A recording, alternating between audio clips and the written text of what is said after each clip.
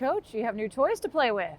Yes. How exciting is it for you to finally, know the guys that you have selected and to be able to say, okay, let's try to work them in on the roster?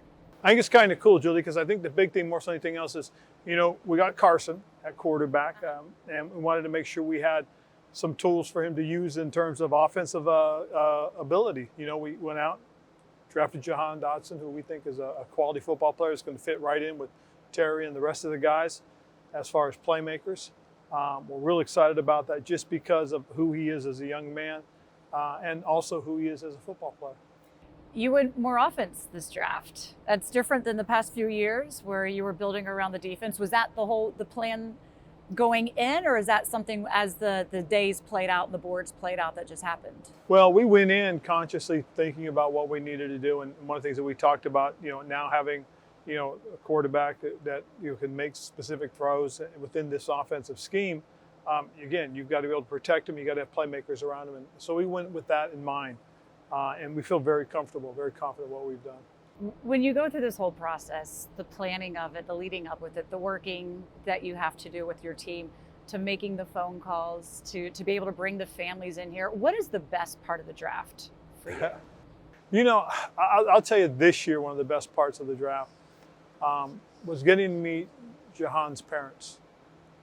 Okay, just knowing that his mother's going through a little struggle right now with her health. But just kind of getting to know them briefly, but then watching the pride in which they had when he got up there and did his press conference, I thought was really neat. I really did, and it kind of reminds you, the culmination of Jahan's dream, coupled with his parents' support, was really cool. It was, and it was so nice too because we've been in COVID for so long. Oh yeah, we haven't been able to have those moments. Yes. And that was precious. Yes, it was, and that made it, to me, it made it really special. It really did. So let's go through your picks, and let's start with Jahan Dotson. When did you know that he was your guy and you just would want to trade back to get him, or did you ever consider maybe even just reaching for the sake of making sure you had him? No, we felt going backwards, and he would be there, and you try to predict it, and you're hoping, and we did. And he was there. He's a guy that we really do feel is a fit for us. We believe he is a plug-and-play guy. He's versatile. He's got a tremendous catch radius. He's going to line up at the different wide receiver spots for us for different circumstances. And he has some special teams value in terms of punt return. This is a draft where the wide receiver position was kind of like glorified a little bit, right? Yes. There's a lot of good names of folks that they thought would come out. And as you said, it's all subjective, and it's what you really needed. Why was he the guy that you're saying, okay, he's going to help complement Terry? He's going to be that add to our receiver room that we need? I think he was probably one of the guys that was really, I think, season ready. I mean, he's a guy that's going to come in. He's a pro already. He understands what he's supposed to do, how he needs to do it. We didn't bring him in on a 30 visit because we felt we knew who he was, and that was one of the things that we used the 30 visit to get to know the guys. We didn't have. We had a few questions on. We didn't have any questions on him.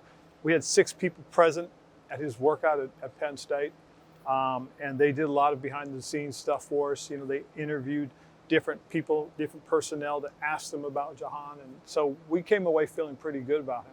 I kind of found that fascinating a little bit, that somebody that you were taking, and we talked, I didn't have a lot of meetings with Washington, but it's because you didn't need to.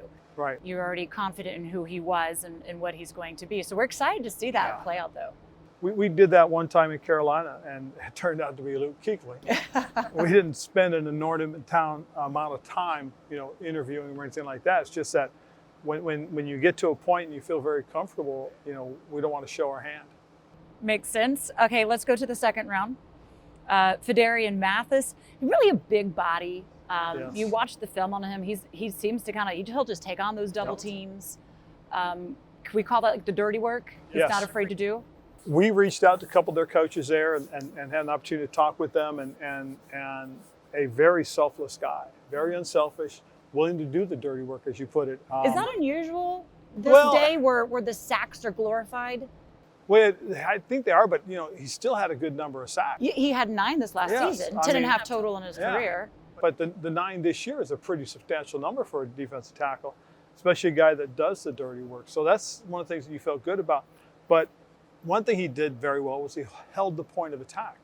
He absorbed the double teams. He allowed the linebackers to run. And they had a couple linebackers we really liked too.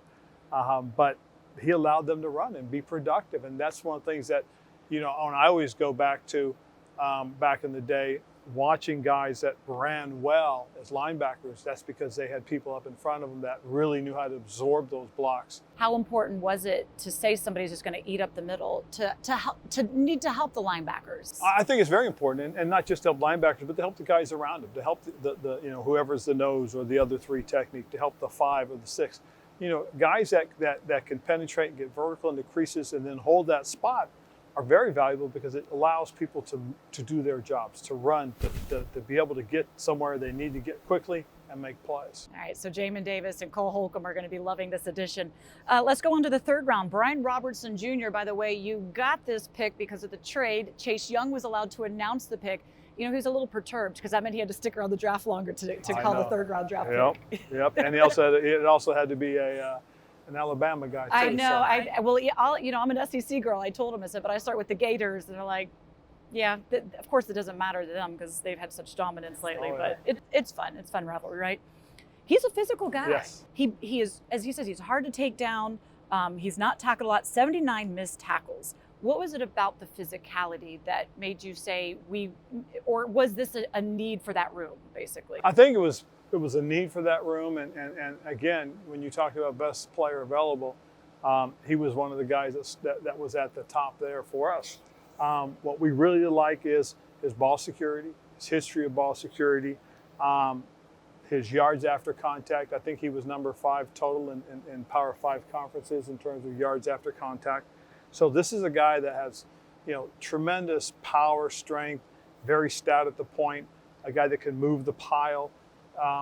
And he's going to add very nicely to what we have with Antonio Gibson in terms of a 1-2 punch. A lot of the success that I've been around, like this, that I've had as a head coach has a lot to do with having a quality 1-2 punch. We had Jonathan Stewart and D'Angelo Williams in Carolina my first 5 seasons. And my first 4 seasons, and we were very successful with that. So we feel really good about who this combination, this tandem can be for us going forward. And for as many carries as he had, no drops. Yes. You have to love the ball security, especially when you are such a physical, tough runner. How does this impact AG's game?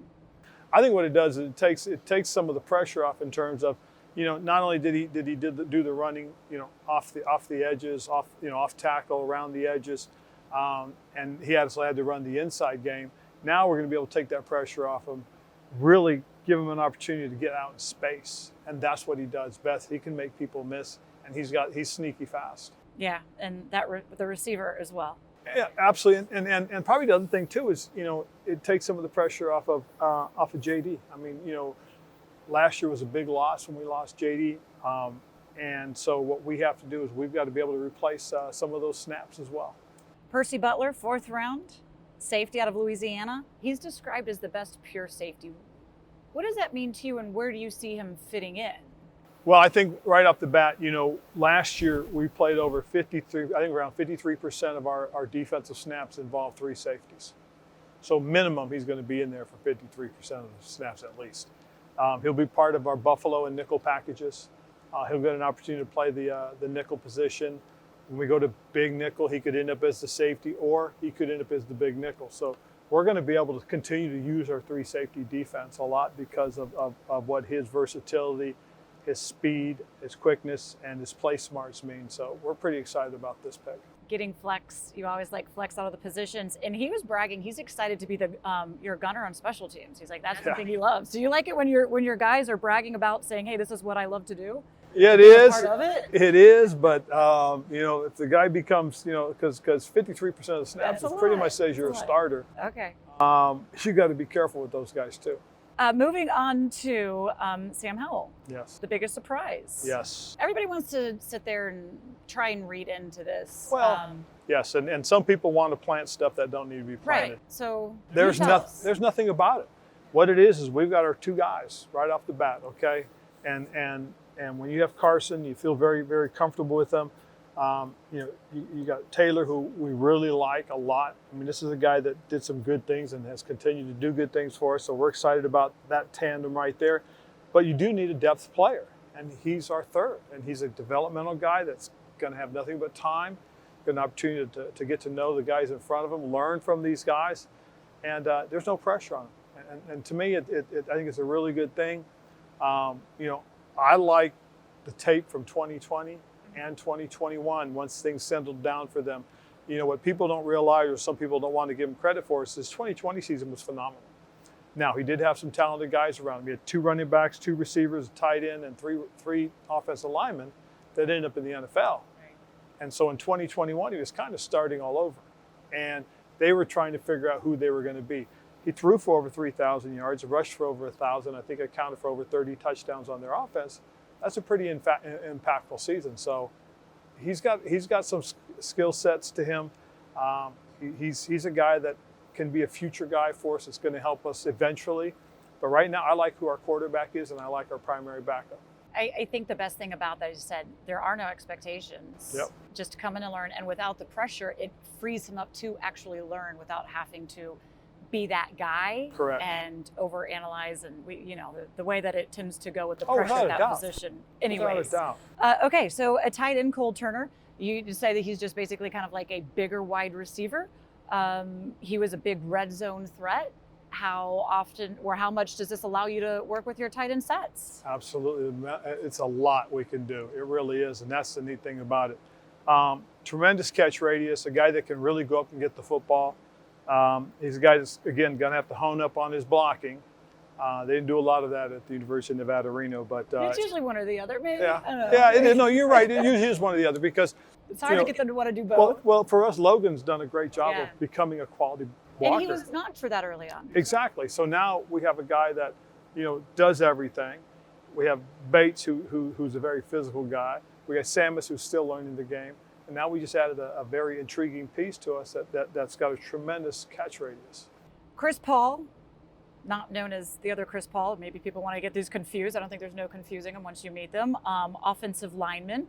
He started at both guard positions as well as some right tackle. How much does that versatility factor in, and where do you want to see him fit in? A whole bunch. Okay, all Okay, over. We've but- seen how that line shifts. Oh, yeah, but with the position flex, being able to Yeah. play either guard and playing tackle, you feel very comfortable that this is a young guy that can come in. Again, no pressure to start right away, develop, grow in our system. And again, we're going to use him. At some point, he will play. And that's just the way it is in this league. Guys that you don't expect to put on the field right away end up on the field right away. And he seems really smart. Very bright My young man. goodness. Yes. He really does. And we look forward to kind of learning about him and see what John Matskos can do with him. Okay, our last pick here, and this would have been done maybe 5 minutes ago had you not traded back and picked up some extra picks. Christian Holmes, cornerback. He prides himself on a man-to-man corner, but knowing that you play a lot of zone mixed with the man you have to, how does that adapt, and what is the challenge for him coming in?